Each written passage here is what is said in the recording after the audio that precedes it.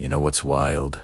The person sitting across from you right now could be feeding you the biggest pile of BS you've ever heard, and you'd have nitrogen monoxide idea. But you know who would know? An FBI interrogator. These people can spot a liar from a mile away, and today, I'm going to teach you their exact tactics. By the end of this video, you'll be able to read people like a book. Your friend, who totally didn't eat your leftovers, busted. Your coworker who swears they sent that email, exposed. Let's turn you into a human lie detector. Segment 1.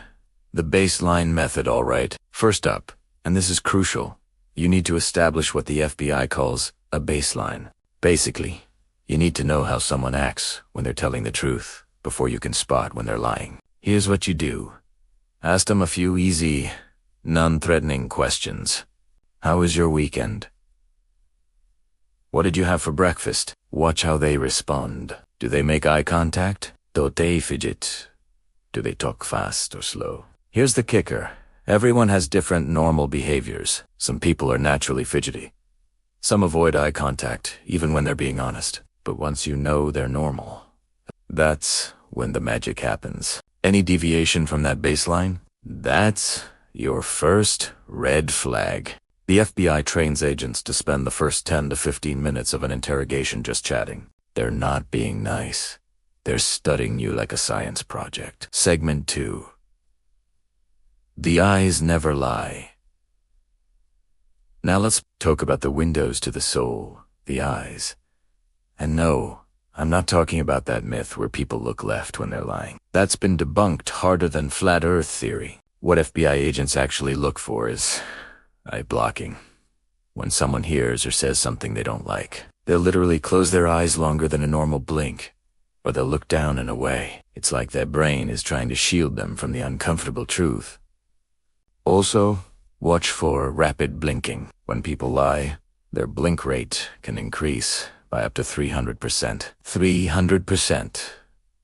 Their eyelids are basically doing cardio. And here's a dead giveaway. Watch what happens when you challenge their story. If they're lying, they'll often avoid eye contact right at the critical moment. But if they're telling the truth, they'll lock eyes with you because they want you to believe them. Oh, and if you're enjoying these FBI-level tactics, do me a solid and hit that subscribe button. Seriously, we're going to expose so many liars together, and you won't want to miss it. Segment 3. The mouth tells all. Let's move down to the mouth, because liars have some bizarre verbal tics. First, too many details. When someone's lying, they overcompensate. They'll give you their entire life story when you just asked where they were last night. Oh, I was at home, on my couch, the gray one we bought from IKEA in 2019, watching Netflix, specifically Season 3, Episode 7 of The Office. Like, calm down, detective. I didn't ask for a dissertation. Second, distancing language. Liars will remove themselves from the story. Instead of, I didn't take your money, they'll say that money was not taken by me, or I would never do that. They're subconsciously trying to distance themselves from the lie. Third, throat clearing and mouth covering. When people lie, their autonomic nervous system goes haywire. Their mouth gets dry, so they're constantly swallowing or clearing their throat. And they'll touch their mouth or cover it. It's like their body is literally trying to stop the lies from coming out. Segment 4. Body language betrayal, now for the full body scan.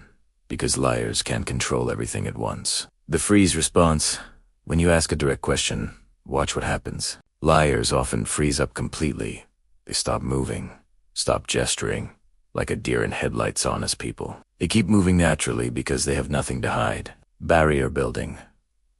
Watch for people creating physical barriers between you and them.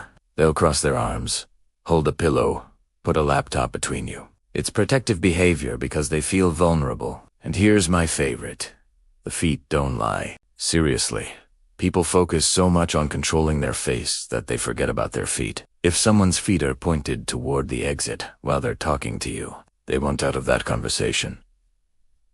If their feet are bouncing or tapping like crazy, stress response.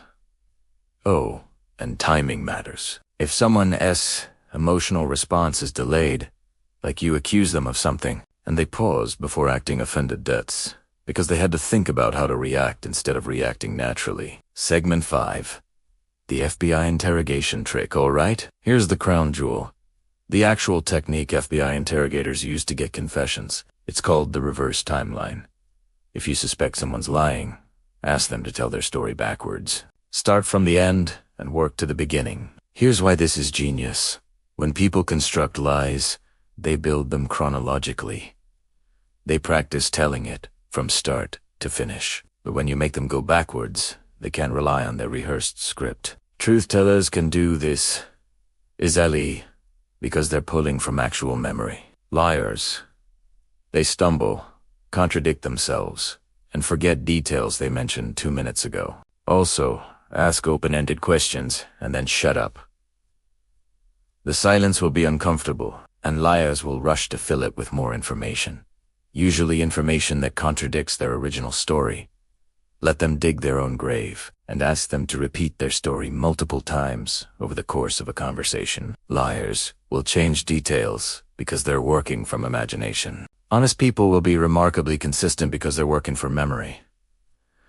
So there you have it. You're now equipped with the same techniques the FBI uses to spot liars. Establish a baseline, watch the eyes and mouth, read that body language, and use the reverse timeline trick. But here's my disclaimer. Don't become a paranoid psychopath who interrogates everyone. These techniques are most reliable when you see clusters of behaviors, not just one or two. And remember, some people are just nervous or anxious, and that doesn't make them liars. Use this power responsibly. Catch the people who ate your leftovers.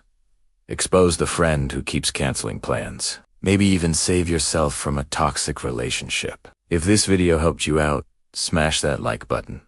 Subscribe if you haven't already. And drop a comment telling me about a time you've caught someone in a lie. I read every single one. Now get out there and become the human lie detector you were meant to be. I'll see you in the next video.